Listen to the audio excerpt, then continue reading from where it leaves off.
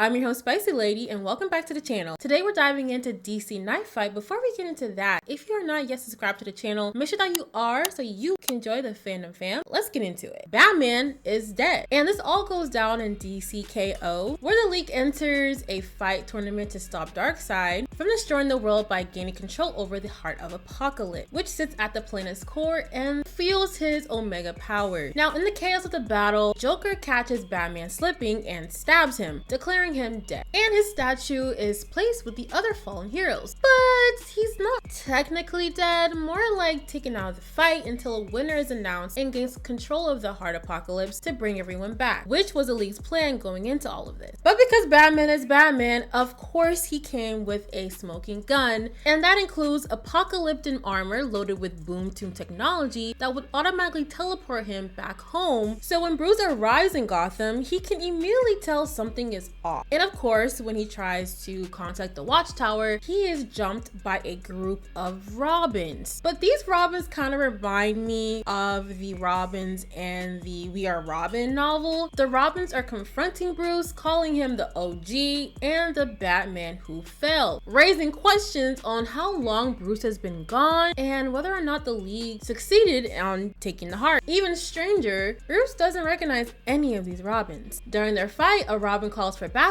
and Bruce studies their movements, immediately recognizing their dramatic and acrobatic style. He also notices they aren't trying to take him down but lead him somewhere. And once he gets to their destination, we find out that the Robins were trained by Dick Grayson and that he is the new Batman. Bruce asked Dick about the Darkseid tournament and wondering if the League won, but Dick has no idea what he's talking about and said he's hung up on something Bruce did, that he threw himself into the Lazarus pit and went crazy with a midlife crisis. Bruce did mention earlier in the issue that he's been feeling his age. Still, Dick insists that he tried to help Bruce and Bruce rejected him. Bruce, however, pushes back, revealing the truth. He was at the Darkseid tournament, and might I add, Nightwing was there in the conversation leading up to the plan of joining the tournament. However, Dick just chalks up all of his tournament talk to the Lazarus pit messing with his brain, which is completely reasonable because the pit's known side effects is aggression, fusion, all that. However, Dick points out that this same thing drove Ra's al Ghul, Talia, Jason, and Selina insane, which is a pause, major pause, because yes, a lot of these people that Dick named went through the Lazarus pit, except for Selina Kyle. So of course, this throws Bruce off and makes it clear that something is definitely wrong. Dick starts explaining how, with the help of the Teen Titans and Bab, he built a system that lets anyone who wants to be a Robin become one, thus growing into Robin Inc., with Robin crews operating in every major city, and how Batman's mission and legacy lives through him. And as here we see Dick's face looks a little bit older. Bruce admits he never wanted Dick to take up the mantle of Batman. He always wanted Dick to build his own identity, but Dick cuts him off, accusing Bruce of wanting to keep the title for Batman for himself, that without it, Bruce would be nothing. Bruce pauses and admits Dick might be right. Then he flips the question back on him. So would he ever want any of his Robins to become Batman? Before Dick can answer, Bruce shifts the conversation, insisting something about all of this is wrong. Dick warns him to stand down, and the two clash again to determine who the better Batman is. Bruce can't help but admire his son's effortless movements. It's the reason why he was able to recognize it in the other Robin, because although Bruce trained Dick in combat, Dick has always combined that training with his natural acrobatic and his heritage as a flying Grayson. After Dick eventually knocks him out, he admits he was holding back. Dick basically says the loud part out louder and that he's the better Batman because he trusts his people and that he doesn't lead with fear. He tells Bruce to stop obsessing over being Batman and that Gotham doesn't need him. Bruce almost accepts it until he notices his mother box is still receiving signal from the Heart of Apocalypse. This only deepens his suspicion. He asks Dick where his brothers are, and Dick coldly answers because he was blinded in his vengeance to become the only Batman, he killed all of them. We continue with Bruce still hearing the mother box calling to him, offering the truth about this Gotham, but he chooses to listen to his son's heartbeat, and that's what gives him everything he needs to know. Even though Dick appears older, his heartbeat doesn't match his age, given the physical wear that comes with being Batman and something Bruce would know, and proving that this world isn't real. Dick simply answers, "You have to trust me," but Bruce reminds himself of what really happened, that he died in the tournament, was killed by the Joker, and he tried to cheat. The heart of Apocalypse did not like that, so it created this reality for him. He commands his Robins to attack, flexing the idea that his Robins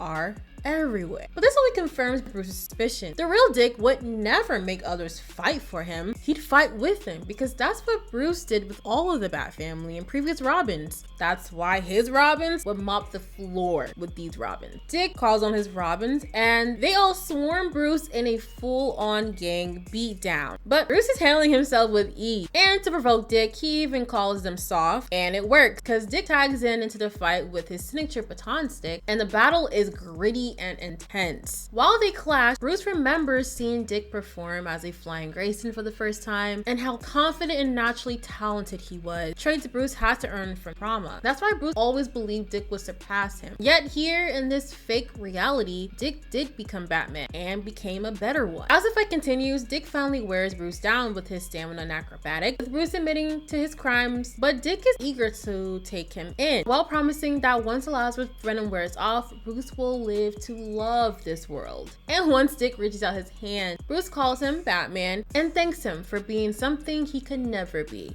too trusting. And it's here where we see Bruce give him a mean uppercut that rattles all of his Robins, by the way. Bruce explains why this Dick's blind trust is exactly why the real Dick always got along with Superman, and exactly why this one can't be real, because he's controlling his Robins and not leading them. Just when Bruce is about to deliver the finishing blow, his mother box goes haywire, causing him to go between realities, and suddenly we see Bruce is thrown into another world, waking up in a cell with his son, Jason, who in this reality is also Batman. Jason isn't playing around. He immediately starts interrogating Bruce, asking which reality he thinks he's in this time, and he even mentions a dark multiverse, one when Batman wielded a Green Lantern ring, all the way to the absolute universe. But Bruce isn't playing into the hard game until Jason brings up the Apocalypse tournament, and how for the longest he's thought he's been dead, and then it's where we get the real reveal of an older Jason, looking a lot like Thomas Wayne, might I add you. And it just goes to show how much Jason, Dick, Tim, and Damian are Bruce's sons. But anyway, Jason keeps pushing back because he doesn't believe Bruce is Bruce, but actually Clayface. This would be a probable response given as Clayface can mimic anyone's appearance, and he isn't a stranger to impersonating other Bat family members, including Jason. However, Bruce begs him to listen to him. We learn Jason actually took Clayface in, which was a surprising detail, and we'll get more into that later. Bruce immediately calls out to the heart in a very "I know what you did last summer" way, but Jason still insists he's Clayface, and he's not happy that he chose this form, because again, he thinks that Bruce died. The two start fighting, and Bruce reflects on what Jason represents, his fear of failing Gotham and the guilt of not killing his enemy, resulting in the death of Jason, which after the Joker murdering Jason left a deep scar on him. And when Jason became the Red Hood, challenging Bruce's no-kill code, Bruce's refusal to cross the line is tied to the trauma of losing his parent. That's why he always finds another way, and that's what makes Jason, in his mind,